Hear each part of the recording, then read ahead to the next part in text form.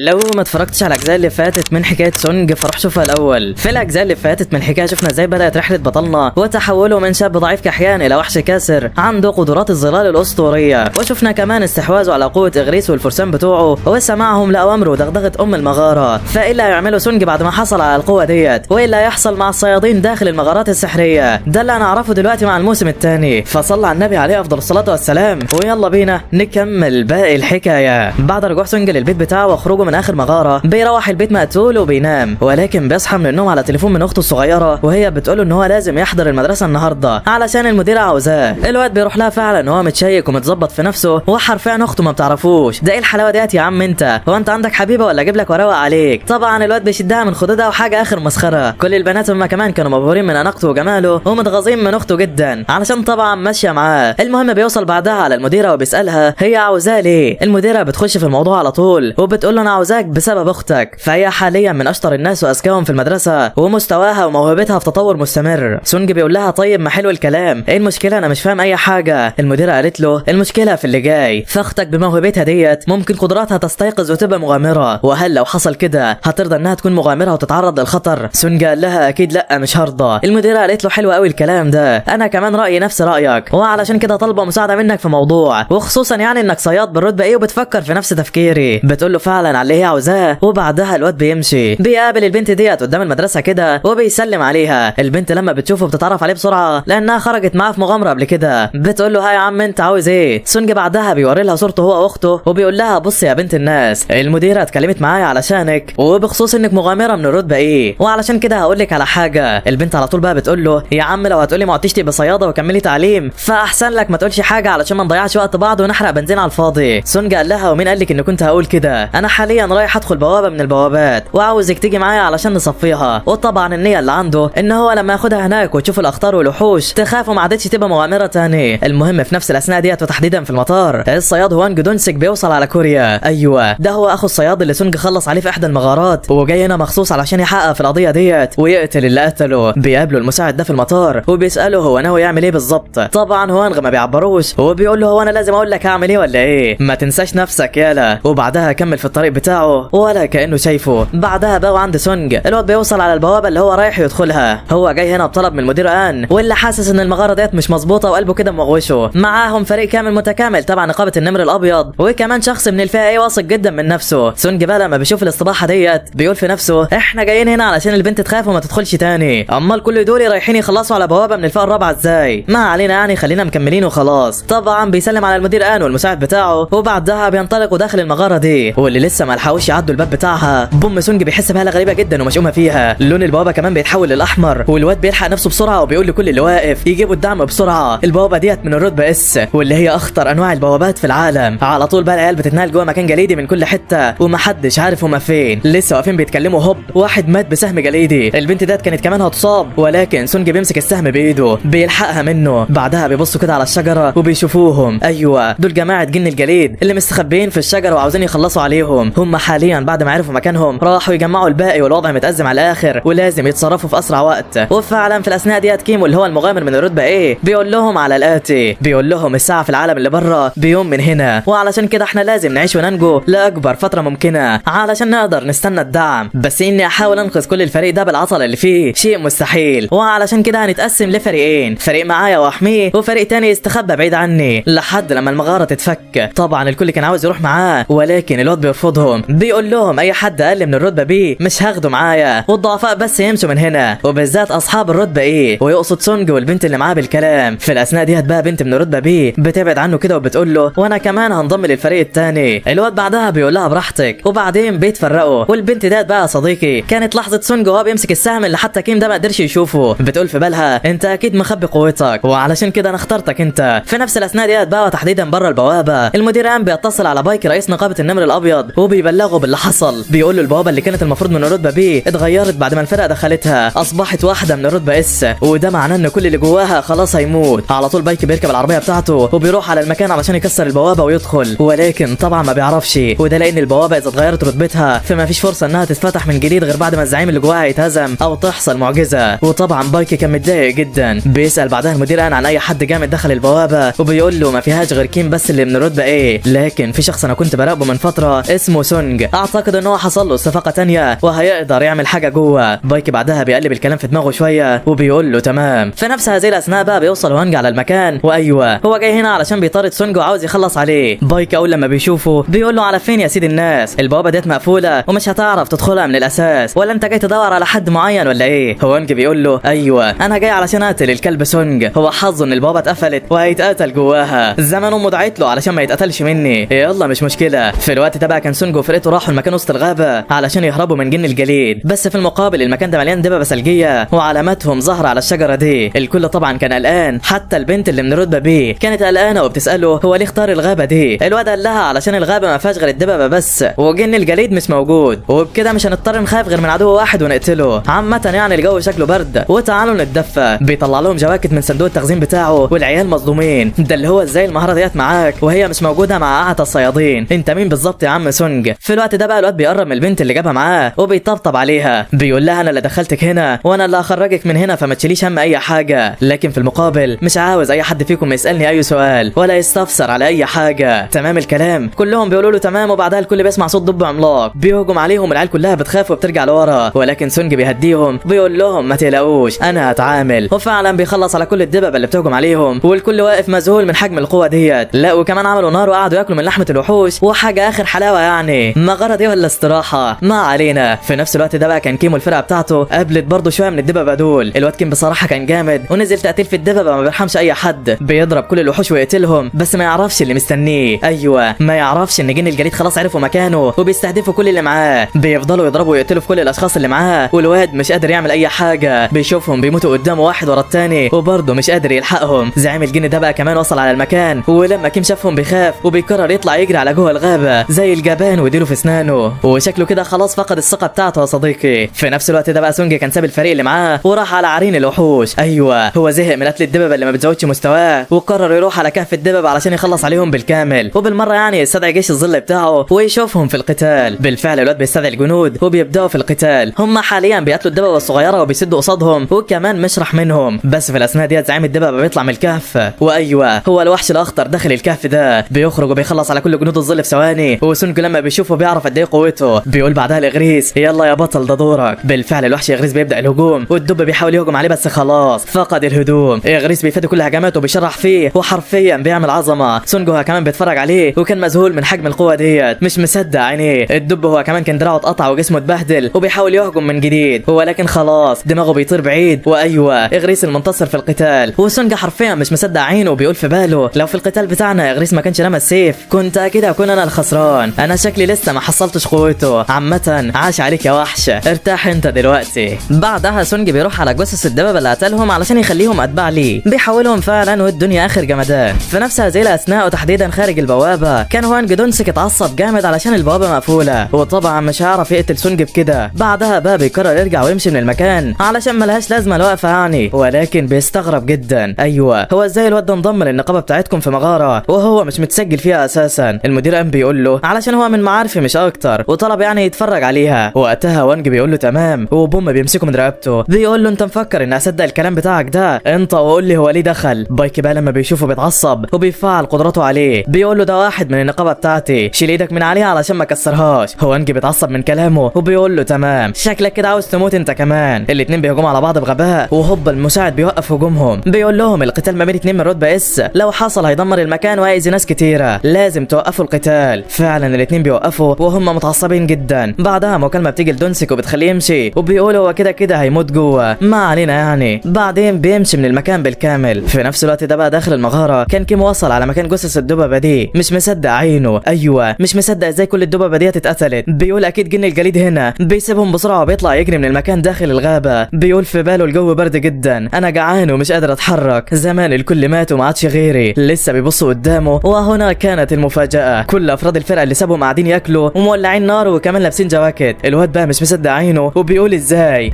الضعفاء دول لسه عايشين وبياكلوا كمان. ايوه اكيد هم خبوا المعدات عننا علشان نموت وسابونا لوحدنا، انا لازم انتقم منهم واقتلهم كلهم. بيتعصب جامد وبيزعق لهم وبيقول انا لازم اخلص عليكم، ايوه انتوا خبيتوا المعدات والاكل عن الفريق ولازم تموتوا في اسرع وقت. بيقرب منهم ولسه هيضربهم وبوم صياحه اقترب. ايوه سونج خلاص في المكان، بيقول له ما ترميش اخطائك على الغير وتحاول تبرر افعالك يا جبان. بيتضاير بعدها كده وراه وراه وبيقول لهم ملهاش اي لازمه تخبوا نفسكم، انتم طاقتكم واضحه على الاخر. فعلا جن الجليد كان متبع الواد ده وماشي وراه علشان يدلهم على مكان الباقي. بيتكلموا مع سونج وبيستهزئوا بيه وبيعرفوا انهم خلاص هيقتلوهم. سونج بقى بيرد عليهم هو كمان والكل بيستغرب، ايوه انت ازاي بتعرف تتكلم بلغه الوحوش دي؟ سونج بيقول في باله اكيد ده بسبب النظام، اكيد هو اللي خلاني افهم كلامهم. ما علينا، المهم ها انتم عاوزين ايه؟ قائد الجن بيقول لسونج بسيطه قوي، فانا التبع بتاعي ده كان قال لي ان هو عاوز ياخد نزال فرد ضدك، وده لانك عرفت يعني تصد السهم بتاعه اول مره. وبوم في اقل من ثانيه سونج كان طار عليه وطير دماغه. بيقول له ها وبعدين بوم بيهجم على الزعيم كمان وبيقتل حصانه. الزعيم ده بيتحمس جامد وبيقول له عاش عليك، ما كنتش متخيل ان المجموعه الضعيفه دي هيكون فيها حد مسلي كده زيك، بس صحيح انت ليه ماشي مع البشر دول وانت مش زيهم؟ سونج بيتصدم كده وبيقول له ما فهمتش تقصد ايه؟ الزعيم ده بقى بيقول له احنا الوحوش عندنا صوت كده في راسنا دايما بيحثنا على قتل البشر، ولكن الصوت ده ما بيقولناش نقتلك، فامشي يا عم من قدامنا وسلمنا اللي وراك واحنا مش هنعمل لك اي حاجه. سونج وقتها بيفهم ان كل اللي بيحصل معاه ده بسبب قدراته. بيقول بعدها للوحش لا انا مش هتخلي عن حد وهقتلكم كلكم. جن الجليد ده بيضحك كده وبيستهزأ بيه لانه واحد وهم كتير، ده غير ان هو اجمد منه كده كده هيقتله. وقتها سونج بيضحك هو كمان وبيقول له تمام لو على العدد فانا مش هخسر. قيام ومره واحده الجنود بتوع سونج بيملوا المكان، الدببه كمان ويغرسوا حرفيا جمدان. كل الصيادين واقفين مصدومين ومش مصدقين اللي عينيهم شايفاه. ده القدره الساحقه ديت. جن الجليد هو كمان لما بيشوف جنود سونج بيتحمس وبيمر اتباعه في بدء القتال. المعركه ما بين الاثنين بتولع فعلا والكل شغال ضرب في كل حته. الصيادين هم كمان كانوا مرعوبين وتعالوا نهرب بسرعه من المكان، احنا مكاننا مش هنا. ثلاثه من جن الجليد بيشوفوهم وبيضربوا عليهم السهام، ولكن سونج بسرعه جنونيه جدا بيمسك السهم بتاعهم بيخلص عليهم في لمح البصر. الجنود بتوعه كمان شغاله كسح في الجن ومش رحمين اي حد. بس زعيم الوحوش دولي كان مرعب جدا، قدراته وسرعته فتاكه وسونج لوحده مستحيل يقدر يقتله. لا ده حتى لو واجهه هو واغريس فبرضه صعب يقدر يهزمه. بالفعل القتال ما بين سونج والوحش بيبدا وحرفيا جمدان. الاثنين بينطلقوا على بعض بسرعه جنونيه جدا وسونج بيطير لفوق بينزل على الوحش بعدها بكل قوه لكنه بيتفادى الهجوم. بيدوس على السلاح، الواد على طول بينقل السلاح لايده الثانيه وبيهجم عليه. الوحش بياخد باله وبيصد الهجوم وبوم بالخنجر الثاني كان خلاص هيقتله، ولكن الوحش بسرعه رهيبه جدا بيتفادى الهجوم ده برضه وبيديله بالرجل يطيره بعيد. مفكر ان هو خلاص كده المسيطر، بيستهزأ بيه، ولكن بوم سونج بيضحك عليه. هجوم نار على الوحش من فوق بيدغدغ ابوه. ايوه انت مفكر ان الهجوم بتاعي هينتهي كده ولا ايه؟ ده احنا جامدين قوي. في الوقت ده بقى كيم اخيرا بيفوق وبيشوف سونج قدامه، بيفتكر لما ضربه وبيتعصب جامد. بيقول انا ازاي سمحت للضعيف ده ان هو يضربني، لازم اخلص عليه. بيمسك السيف بتاعه وبيهجم على سونج من ناحيه، شكله خلاص هيقتله. في نفس الوقت ده زعيم الوحوش كان فاق وتعصب جدا وهجم على سونج من الناحيه الثانيه. بيقول له اخلص عليك. الاثنين رايحين ناحيه سونج وهوبا اغريس في المكان بيعمل حاجز جليد على الوحش وبيخليه ما يشوفهمش.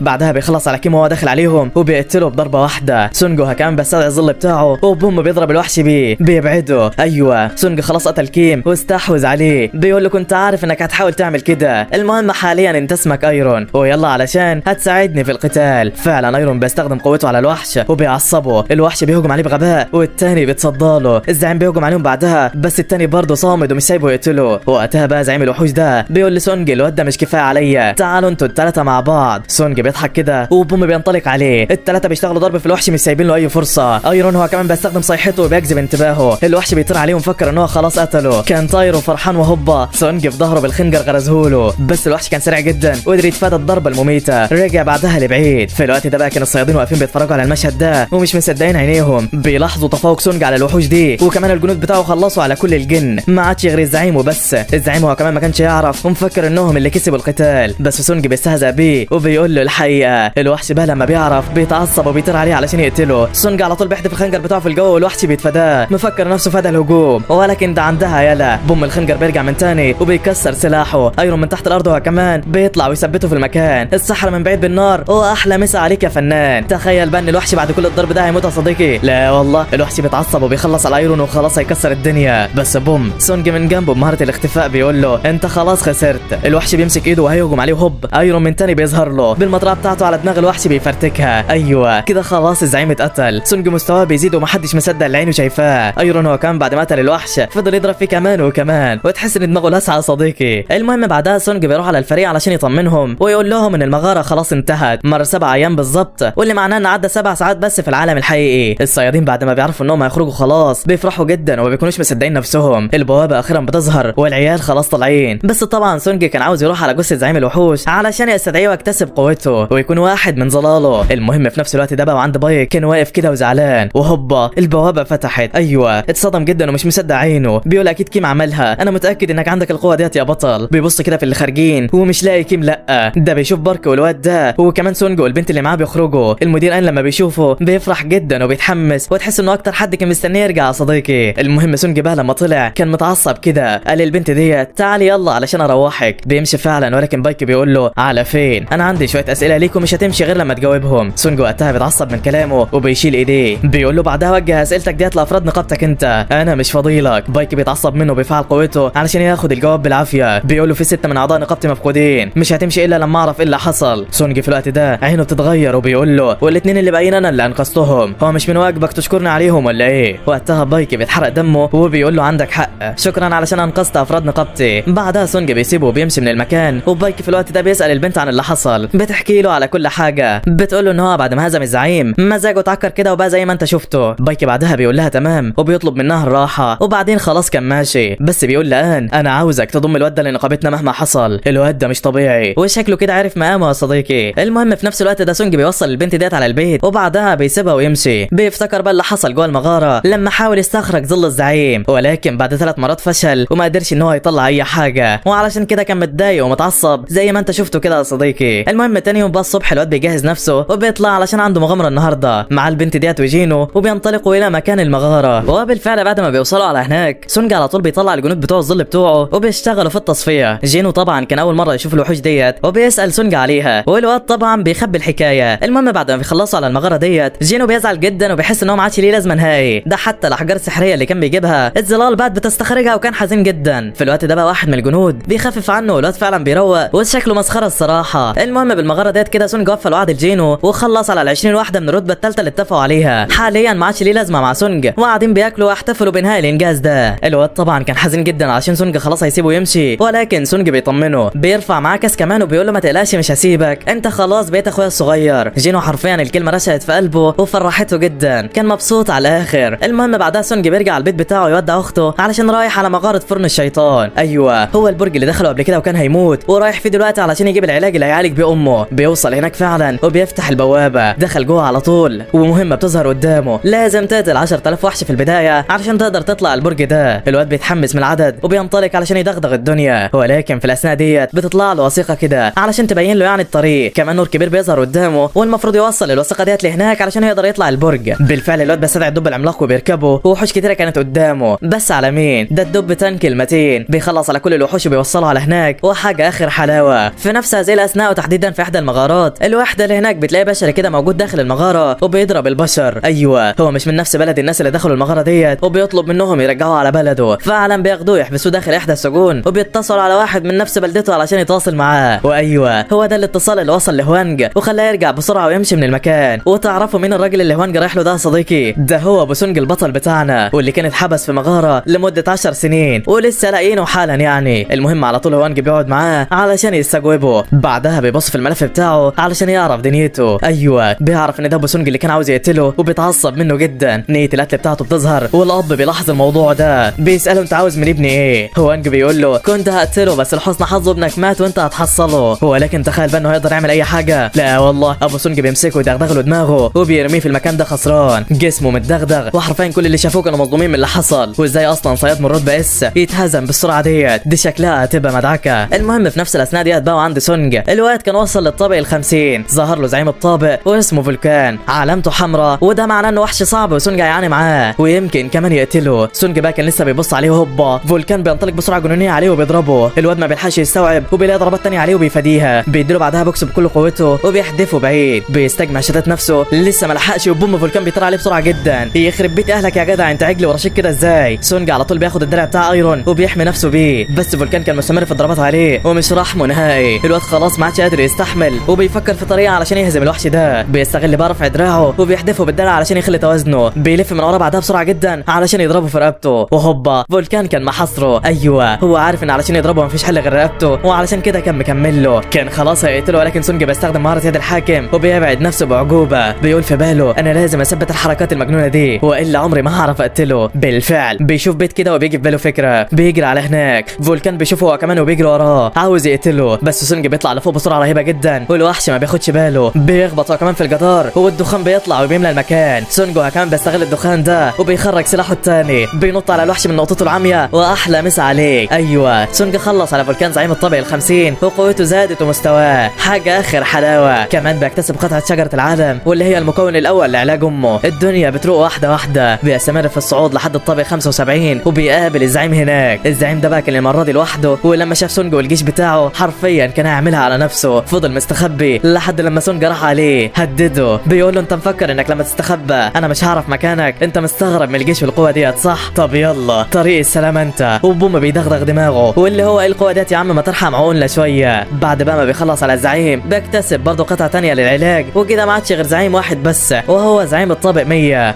بس سونج مؤنته واكله كانوا خلاص خلصوا، فبيقرر يرجع المره دي من البرج ويكمل يعني في وقت تاني، وخصوصا ان هو لو اتاخر اكتر من كده الناس هتلاحظ ده والكلام هيكتر. المهم سونج كان كمان اختار صندوق المكافآت العشوائي وظهر له مفتاح اسود جدا وكل حاجه فيه مجهوله، حتى المكان اللي هيدخل فيه مكتوب عليه هيظهر لما سونج يستوفي الشروط. وشكلنا كده هنشوف عظمه صديقي. المهم في نفس الاثناء ديت في العالم الخارجي كان المدير ان والمساعد بتاعه بيدوروا على سونج في كل حته علشان يضموا له النقابه بتاعتهم. جينوها كمان بعد ما عرف ابوه ان هو خلص على 20 مغاره من الرتبه سي لوحده، ابوه قفشه عارف ان سونج هو اللي ورا الحوارات ديت، وبعدها طلب منه يضمه للنقابه بتاعتهم والا مش هيعترف بالانجاز بتاعه. وشكل كده الدنيا هتقطع نفسها عليها صديقي. المهم بعد ما سونج بيرجع من البوابه ديت بيكتشف ان هو كده جاب عنصرين لاكسير علاج امه، ولسه فاضل واحد بس اللي هو مع زعيم الطابق 100. وعلشان كده سونج بيقرر يقوي نفسه في اسرع وقت ويقتل وحوش اكتر علشان يقدر يجيب الاكسير ده. بس بسبب ان سونج رتبته قدام الكل يهائيه فهو مش هيعرف يدخل بوابات متقدمه وخطيره، وبسبب كده سونج بيقرر يعمل اعاده تقييم لقدراته علشان يعرف يدخل المغارات دي. بالفعل الواد بيروح على مكان التقييم والدنيا بتروق هناك. بيكون هناك بقى اعداد كبيره من المستكشفين تبع كل النقابات اللي بيصطادوا الصيادين اصحاب الرتب العاليه، وكان هناك خصوصا مساعد المدير ان، واللي اول لما بيشوف سونج على طول بيرن على بايكو بيعرفوا بيه. رئيس نقابه تشوي هو كمان كان في المكان وبيتكلم مع القائد شو علشان يعرف هويه الصياد اللي انقذ سمعه نقابه النمر الابيض وخلص على زعيم المغاره من الرتبه اس. لسه ما لحقوش يتكلموا وهوبا بيسمعوا صوت زعيق جدا في القاعه، بيروحوا على هناك بسرعه جدا. واللي حصل يا صديقي ان سونج لما دخل علشان يقيس طاقته ويعيد تقييمه الاله ما قدرتش تستحمل كميه الطاقه بتاعته، جابت ايرور، وكل اللي بيتفرجوا ما عادوش فاهمين اي حاجه. البنت بقى اللي بتقيمه بتنده على المدير بتاعها علشان يعرف ايه الغلط هنا. المدير اول لما بيجي هو كمان بيتصدم، بيقول لها الاله ديت مش بايظه ولا حاجه، لا دي القوه السحريه اللي عند الصياد سونج هي اكتر من استيعابها، والمعنى ان هو عاشر صياد في البلاد يوصل للرتبه اس. طبعا الكل بيتصدم من الكلام والقاعه الموجود فيها الصيادين بيتصدموا ومحدش فاهم اللي بيحصل، وعلشان كده رئيس نقابه تشوي بيوصل واول لما بيشوفه حرفيا بيتصدم. بيقول في باله اكيد هو ده اللي القاعه كلها عماله تتكلم عليه، انا لازم اضمه للنقابه بتاعتي في اسرع وقت. ولكن سونج ما بيرضاش يعبره حتى وبيختفي من المكان بسرعه قبل ما اي حد تاني يجيله. ولسه سونج ما لحقش يمشي الرئيس تشوي بيبص كده على الشارع وبيشوفه، ايوه بيشوف بايك رئيس نقابه النمر الابيض وهو واصل على المكان. بيقول في باله النقابه بتاعته اكيد بعيد، هو علشان يوصل بنفسه جري وبالسرعه ديت فاكيد الواد ده هو اللي دخل على المغاره اللي فاتت. عامه كده انا عرفت كل اللي انا عاوزه وخلاص كان سايبهم وماشي. بس بايك اول لما بيشوفه بيتعصب جدا وبيقول في باله ده اخر شخص انا كنت عاوزه يعرف بقوه سونج، وده لانه خايف ياخده منه. المهم بالليل بقى سونج بيروح على والدته المريضه علشان يزورها، بيعرفها ان هو خلاص فاضل له تك على علاجها وبعدها بيخرج من المكان. ولكن اول لما بيطلع بيلاقي المراقب شو واقف في المكان ده بينده عليه. سونج بيمشي من جنبه وما بيرضاش حتى يكلمه، ولكن شو بيقول له مش انا اللي عاوزك، لا ده في شخص مهم جدا عاوز يكلمك. وفعلا سونج بيحس بالهاله بتاعته وبيروح معاه، واللي بالمناسبه ده رئيس مجموعه الصيادين غنهي. في الاول غنهي بيهني سونج على ترقيته وحصوله على قوه صياد من الرتبه اس، بعدها بيخش في الموضوع على طول وبيقول له احنا اجلنا موعد ظهورك للعامه ومعرفه الكل انك صياد من رتبه اس علشان تفكر في اللي انت ناوي تعمله، لان في البلد ديت بيحكمها الصيادين ومش الحكومه، ووسط وجود 5 نقابات كل واحده فيهم فيها صياد من الرتبه اس انت لو رحت لاي واحده فهتخلي التوازن القوه ديت، واي نقابه انت هتنضم ليها هتكون هي الاقوى والمستحوذه على كل المجد. وعلشان كده انا رئيس مجموعه الصيادين عاوزك تنضم لينا في النقابه بتاعتنا ونوازن القوى، وفي المقابل يعني هنسمح لك بحريه تامه وفلوس كمان مجزيه، وهنعوضك عن عرض اي نقابه انت هتاخدها. سونج في الوقت ده بيقلبها في دماغه وبيقول انا لو انضميت للجمعيه فهحصل على احترام وثقه كل الصيادين وكمان الفلوس، بس للاسف انا برفض عرضك. المدير غنهي بقى كان حاسس بكده وقال شكله زي اي حد هيجري على اللي بيديله فلوس مش اكتر، ولكن سونج بيصدمه وبيقول له انا اسف بس انا حاسس ان المكان اللي بيناسبني اكتر هو المغاره، وده لاني عاوز اخد معارك اكتر وقاتل وحوش اكتر. العجوزه لما بيسمع الكلام ده قلبه بيرفرف بيتحمس جدا وبيقول في باله بالرغم من ان الكلمات ديت صادره من ولد قد حفيدي بس هي حمستني جدا، خلتني انا كمان عاوز اقاتل الوحوش، لو بس انا كنت اصغر ب10 سنين كان زماننا بقينا اصحاب. عامه طالما انت عاوز كده فانا مش هجبرك على حاجه، انت اكيد ادرى بمصلحتك. سونج طبعا بيشكره على العرض بتاعه وبعدها بيسيبه ويخرج من المكان. المدير غنهي بقى بعد ما شافه وهو ماشي ماشي كان لسه متحمس كده وفرحان. طلب من المراقب شو انهم يروحوا ويحتفلوا بسرعه، وتحس كده ان سونج بيفكروا بنفسه وهو صغير يا صديقي. المهم في الاثناء ديت بقى تحديدا في امريكا، هو انجا كان لسه صاحي وهو متكسر، جسمه متدغدغ بعد العلقه اللي اكلها من جين ابو سونج. هو بيجي له في الوقت ده مساعد قائد النقابه اللي هو فيها، بيساله عن جين وهل هو وحش ولا انسان عادي. هو انجا بيقول له انت بعد ما شفتني في الحاله ديت لسه بتسال؟ هو اكيد وحش مش انسان، لازم نقتله. المساعد بعدها بيقول له تمام، وبيخرج من المكان بسرعه. واول لما المساعد بيخرج، هو انجا بيفتكر المذله اللي اخدها من جين، بيتعصب جدا وبيقول في باله انا لازم ابقى اقوى واستخدم اداه سريه واخلص على الكلب ده، انا مش هسامحه. وكان في قمه الغضب يا صديقي. نروح بقى لسونجو اللي كان قاعد زهقان ومش لاقي اي حاجه يعملها، وبيقلب في النت عن اي مهمه من الرتبه عاليه كده ياخدها لحد لما الرخصه الجديده بتاعته يعني تطلع، ولكن برضه مش لاقي. بس بيلفت نظره مهمه لتعدين زنزانه من الرتبه الثانيه مع نقابه تشوي، وطبعا الواد بيروح عليها، وده لانه عاوز يجرب يقتل الوحوش ومحدش شايفه او يسلي نفسه يعني بالمره وخلاص. وبالفعل الواد بيلبس وبيروح على هناك. واللي بيحصل مع فرقه التعدين بقى يا صديقي ان رئيس النقابه في الاول بيدخل هو والفرقه الرئيسيه على هناك ويخلصوا على الوحوش ويسيبوا زعيم المغاره علشان المغاره يعني ما تتقفلش.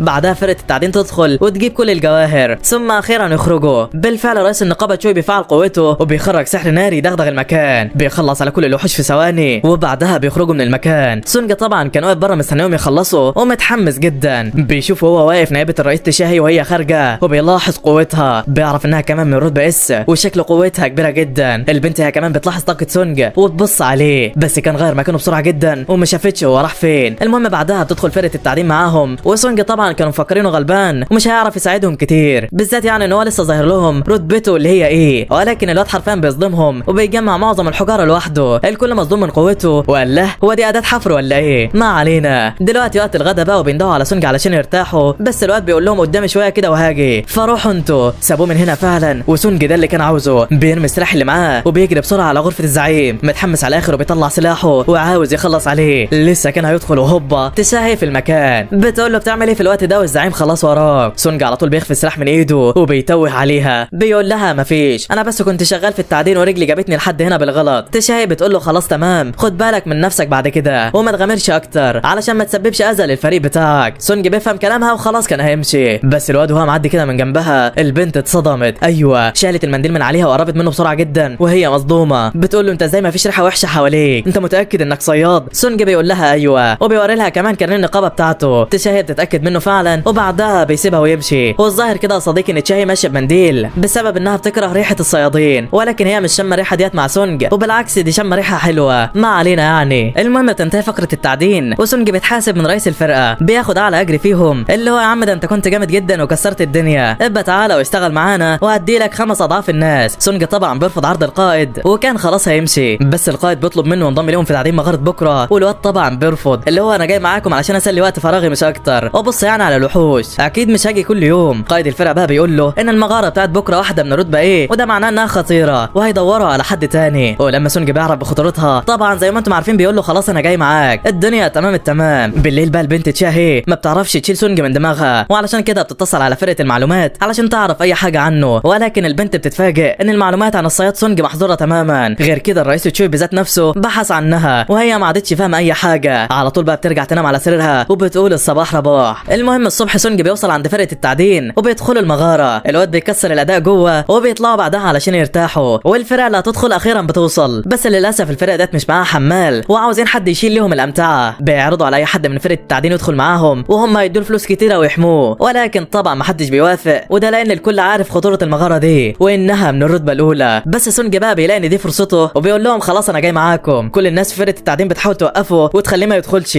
بس خلاص الواد صمم، وكمان قائد الوحده انا مستنيه. بالفعل الواد بيجهز نفسه وبيشيل الشنط وبيدخل معاهم. اول لما بيعدوا المدخل سونجا بيقول في باله انا اي نعم عارف ان البوابه ديت من الرتبه ايه والوحوش اللي فيها اكيد مش هيبقوا جامدين قوي، بس انا عندي احساس مشؤوم ويا رب يطلع غلط. بالفعل لسه ما عدوش شويه وهوب بيهجم عليهم مجموعه من الذئاب، رتبتهم هي سي ومفكرين انهم هيقدروا عليهم، ولكن الفرقه ديت بتستعد للقتال وبيمسكوا الذئاب يخلصوا عليها، اللي بيعرف يضرب بالسيف بيضرب واللي بالايد بيكسر، والساحره طبعا بتخلص على كل اللي قدامها. سونجا بقى لما بيشوف الفرقه ديت وتحركاتهم بيعرف انهم فرقه جامده اخر حاجه والتعاون ما بينهم عالي العال. بس الواد بيقرب كده من جثه ذئب وبيلاقيها عليها طوق، والمعنى ان في حد بيربي الوحوش ديت وشكلهم كده مش داخلين على خير يا صديقي. لسه ما لحقوش يبصوا قدامهم وهوبا بيتجمع عليهم 19 اورك من الرتبه ايه. العيال حرفيا اول لما بيشوفوهم بيتخرصوا وبوم على طول الاورك ده بيحدف القائد بيروح يكسر له الدرع بتاعه. الباقي من وراه بيهجم على العيال وبينزلوا ضرب بيصب فيهم من كل اتجاه. فريق الصيادين كان بيحاول يتصدى لهم ويهاجمهم، ولكن الوحوش عددهم اكتر منهم ومش عارفين يعملوا اي حاجه. البنت ديت بتنجح انها تثبت واحد فيهم بالسحر، والواد ده بيطلع 2 من جنوده علشان يقتلوه، ولكن قبل ما يوصلوا عند الاورك كان مدغدغ ابوهم وهازم الجنود بتوعه. الصيادين بقى اللي من الرتبه بيهم كمان ما كانوش قادرين على الوحوش دي، وواحد فيهم فعلا دراعه بيطير. المعالجه على طول بتجري عليه علشان تلحقه، والبنت ديت بتعمل تعويذه على الوحش علشان تمنعه يوصل لهم، بس الوحش بيقدر يعدي من تثبيتها وبيروح على الاثنين علشان يخلص عليهم. ولكن تخيل انه هيقدر يعمل اي حاجه والوحش سونج موجود في المكان يا صديقي. لا والله، هوب مره واحده بيشيل الاورك ده في الجو وهو خافي نفسه، بيدغدغ دماغه وبيطير على باقي الوحوش بسرعه جنونيه جدا، بيعورهم في رجليهم والوحوش ما بتقدرش تتحرك كويس بسبب الضربات اللي فيها. الصيادين بقى بيستغلوا الفرصه ديت وبيخلصوا عليهم. ايوه اثبت انت وما تتحركش احسن لك يالا. بيخلصوا فعلا على كل الوحوش بمساعده بطلنا وما حدش كان عارف ايه اللي حصل، بس البنت ديت كانت اخذت بالها من سونج وحركاته وقالت في بالها ما علينا، اهم حاجه اننا عدينا المرحله ديت بفضله. بيتفقوا بقى مع بعض بعد ما شافوا الوحوش ديت يا يكملوا جوه المغاره يا يرجعوا قبل ما اورك اقوى من دول يظهر لهم من تاني وما عادوش يعرفوا يعملوا اي حاجه. القائد بقى بعد ما بيعرف خطوره الموقف اللي هم فيه بيقول لهم لا،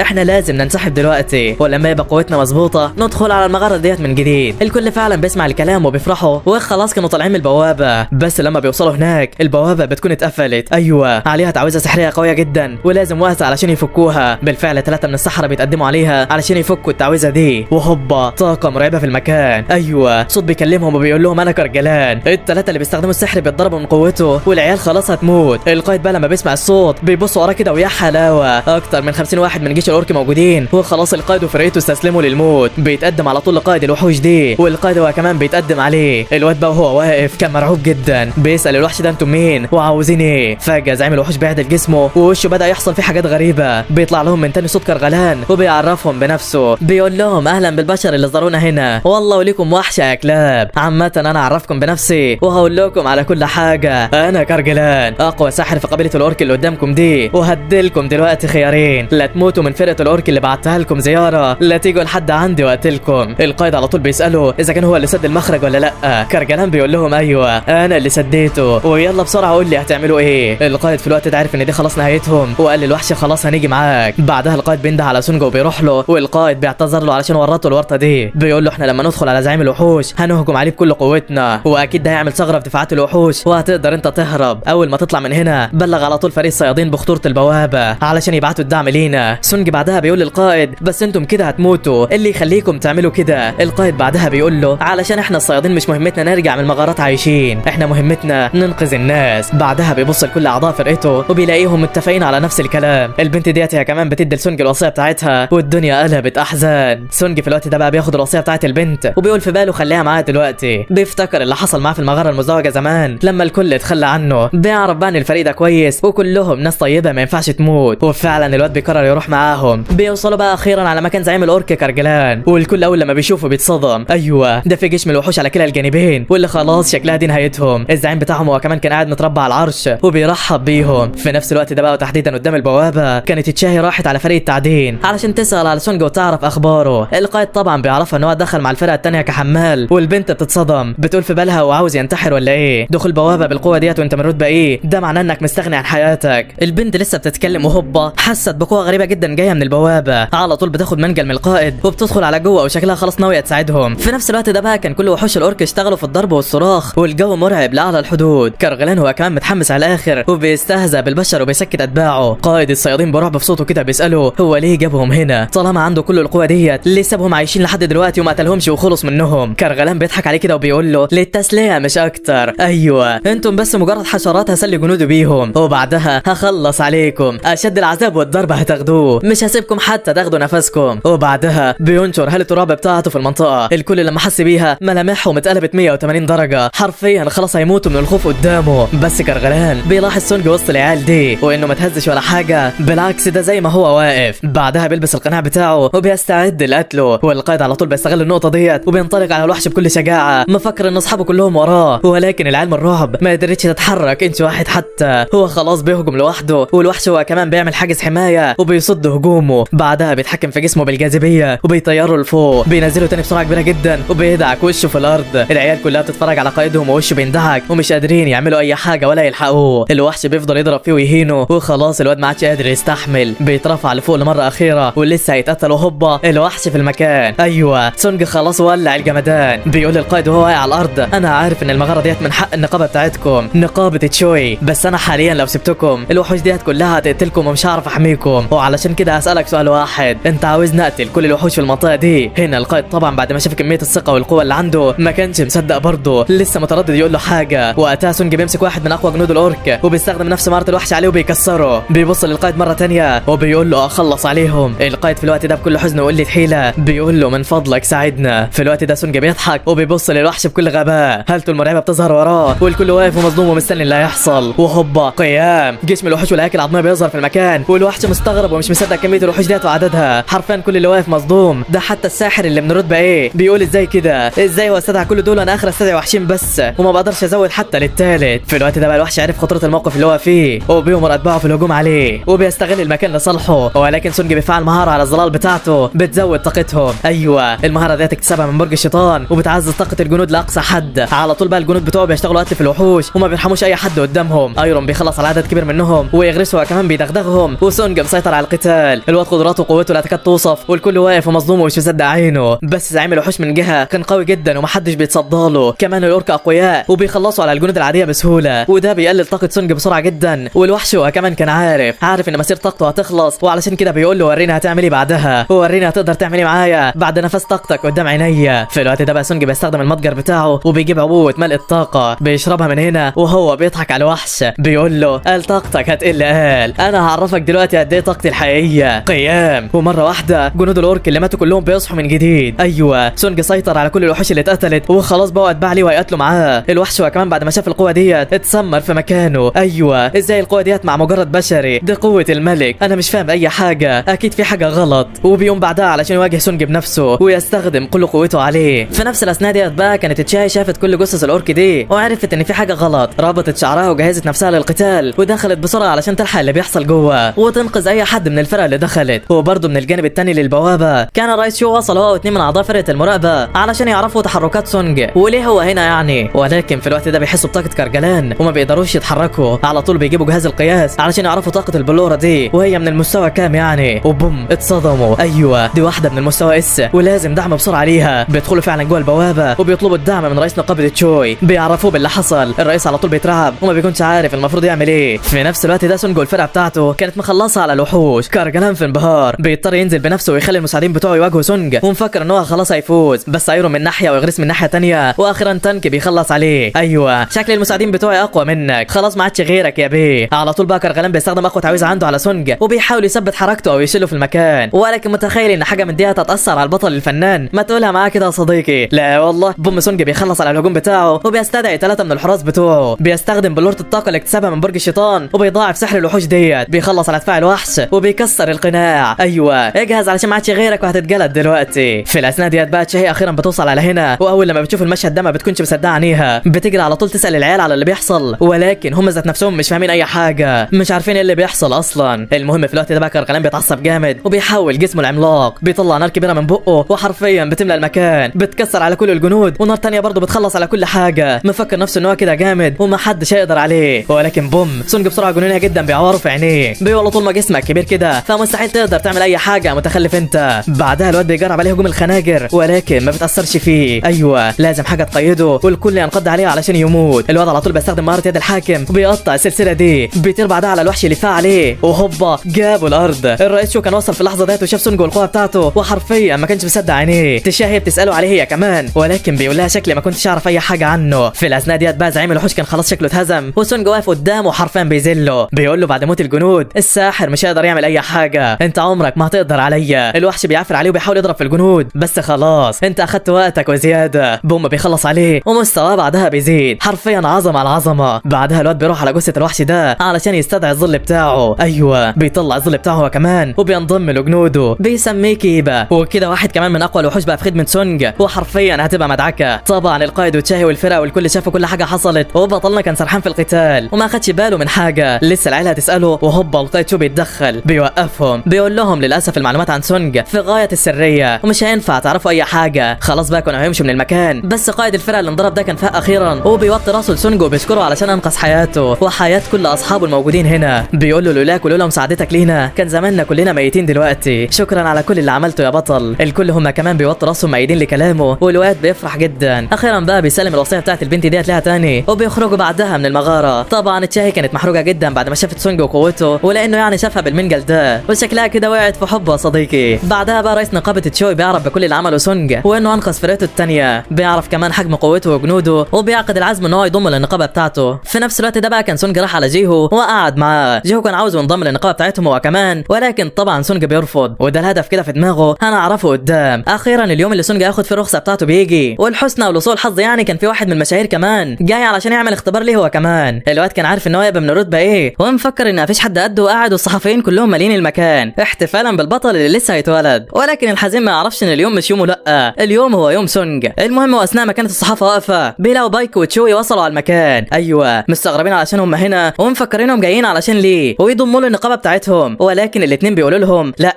احنا جايين لسبب مختلف. ايوه هم جايين علشان يحاولوا يضموا سونج للنقابه بتاعتهم، وشكل المنافسه عليه مش هتهدى. في الوقت ده بقى سونج اخيرا بيوصل على المكان وبيشوف الصحفيين مالين الحته، ما بيكونش فاهم هو فين النهارده ولا عارف هم هنا ليه. بس الواد ده اخيرا بيطلع قدام الجمهور وبيقعد يتكلم ويفشح عليهم ويدي لهم خطاب يعني يعرفهم قد ايه هو جامد، وما فيش منه اتنين. لسه هيكمل كلامه هوبا لو سمحت انا عاوز اعدي علشان عندي تقييم النهارده. الحراس بيتعصبوا بقى وبيحاولوا يمنعوا سونج من الدخول وعاوزينه يمشي. لسه هيكتروا في الكلام وهوبا المدير غنهي ذات نفسه بيرحب بيه علشان يدخله، بيقول لهم هو ضيفي ازاي يعني مش مسموح له يدخل، ارجع يالا منك ليه. فعلا اخد سونج جوه والاتنين القاده ماشيين وراهم. ليه هو كمان ما كانش فاهم اللي بيحصل وراح علشان يشوف في ايه. بس انت مفكر ان الدخول بالسهل كده يا حبيبي؟ لا والله. طبعا القائد شو بيمنعه يدخل وبيثبته في المكان. اخيرا سونج بقى بيوصل على مكان غرفه الياس وبيدخل جواها، بيطلب منه يعرض قوته عليهم، والواد بيطلع لهم جنود الظل بتوعه حرفيا بيملوا المكان. الطاقه اللي طالعه من الباب بره بترعب كل اللي واقف وبتصدمهم. بيقول لهم اقدر استدعي كمان 100 فوق دول. تمام الكل بيقول له تمام، وبيطلع له الرخصه اخيرا. ايوه اخيرا سونج اخد رخصه صياد من الفائس. ده ايه الحلاوه ديت يا عم. بعدها بقى غني بيهنيه طبعا على رخصته دي، وبيقول له هستنى اللي هتعمله قدام. بعد بقى ما سونج بياخد الرخصه اخيرا بيطلع بره الاوضه. الاثنين القاده كانوا واقفين بره ومستنيينه علشان يضموا له الفرقه بتاعتهم، ولكن طبعا الواد ما بيرضاش وبيقول لهم انا اسف ورايا امر مستعجل. بيطلع بقى من البوابه وهوبا الصحافه كلهم في المكان بيصوروه. ايوه ده اول صياد يوصل للفائس من سنتين، وحرفيا السبق الصحفي ده بيلف المنطقه بالكامل، بيوصل لكل اللي بيعرفوه. اخته هي كمان بتشوفه في الاخبار وما بتكونش مصدقه عينيها. ده حتى جوهي وكل الناس اللي يعرفوه زمان بيشوفوه ما بيكونوش مصدقين. ده ايه العظمه ديت يا عم سونج. وطبعا زي ما كلنا عارفين المعلم ليه ما حدش عبره النهارده، واليوم ما طلعش يومه زي ما انا قلت له. المهم بعدها سونج بيطلع على مزاد الصيادين بسرعه وبيدخل عليه. ايوه هو رايح هناك علشان يجيب دروع مقاومه للنار، ويدخل بعدها على مغاره فرن الشيطان. بيسال فعلا على الاسعار وبيختار كل اللي هو عاوزه. بعدها بيرجع على البيت واللي حرفيا الصحافه محوطاهم من كل حته، واخيرا بيمشوا. اخته بقى كانت متعصبه علشان الناس اللي حوالين البيت وبتقول اخيرا مشوا، ده صداع يا اخي. سونج طبعا بيعتذر منها وبعدها بتنام. بعد ما اخته بتنام بقى سونج بيطلع شويه من الظلال بتوعه بيحطهم معاها، وده علشان يكونوا حمايه ليها يعني وما يسيبوش اي حاجه تحصل لها. بعدها بيطلع على سطح البيت بتاعه يطلع دوريات من الظلال تنقذ المحتاجين، وتحسوا كده قلبها مصلحه يا صديقي. المهم بعدها تاني يوم الواد بياخد صاحبه جيني يوصله على نص المدينه، وبيدخل بعدها على المغاره. شكله كده ناوي يكسر الدنيا. لبس طبعا المعدات المقاومه للنار بتاعته واستعد للدخول. هو واقف عند الدور 75 وكده ما عادش ليه غير اخر شويه بس وزعيم واحد لسه هيدخل على هناك، وبوم مهمه بتظهر قدامه. ايوه لو قتلت زعيم الوحوش في الطابق ال100 هتاخد مهاره خاصه بالوظيفه بتاعتك. الواد على طول بيتحمس جامد بعد ما بيعرف الجايزه وبيطير على الوحوش يدغدغ فيهم. في الاول بيطلع له وحش عملاق كده في الدور 75، والوحش ده بقى مفكر ان مفيش منه، بيكسر في كل اللي حواليه. ولكن تخيلوا انه هيجي مع سونج يا صديقي. لا والله على طول بيطلع كيبه وبيحوله العملاق وبيديله الكره اللي بتضاعف الهجمات السحريه. بيقول له هجم عليه. كيبه على طول بيطلع طاقه ناريه من ايده وبتحرق اللي حواليه. بيضرب الوحش بيها وهوبا بيخلص على كل اللي واقف، بينسف المكان بالكامل. وحرفيا سونج ما كانش مصدق الجمدان ده. المهم بيستمر في قتل الوحوش وصعود الطوابق لحد لما بيوصل للطابق ال80. كان قاعد وموزع الجنود بتوعه على المنطقه ومستنيهم يخلصوا الاداء. بس فجاه الواد بيحس بطاقه ايرون بتختفي من المكان. كمان شويه جنود من الاورك بيتقتلوا، وبعدها على طول سونج بيحس ان في وحش قوي جدا في المكان. بيحدد وجهته عليه ويستناه وهو بيقاتل في تانك وبيتفرج عليه علشان يعرف هويته. بيلاقي فعلا شويه من الفرسان كده بيضربوا الوحوش بتاعته بيخلصوا عليهم كلهم. الواد بعدها بقى بيطلع لهم كده وبيقول لهم عاش عليكم بقى، انتوا بقى اللي بتخلصوا على الوحوش بتاعتي، ده انتم يومكم مش هيعدي. اتنين من الفرسان بيهجموا عليه وهوبا دغدغ ابوهم، بيكسر في كل اللي قدامه. سرعته رهيبه جدا وبيروح على الفارس الثالث. بيقول له مالك كده مرعوب، هو مش كنت شادد حيلك وقاعد بتقتل في جنودي ولا ايه؟ دلوقتي انا مش هرحمك يالا. وشكل كده الوحش هو اللي خايف منه يا صديقي، وبيقول في باله وحش بيهجم عليا. ما علينا. المهم بقى لحد هنا بتخلص الحلقه بتاعتنا. لو عجبتك ما تنساش تقول لنا في التعليقات، وما تنساش كمان اللايك والاشتراك يا عم. ويلا سلام سلام سلام.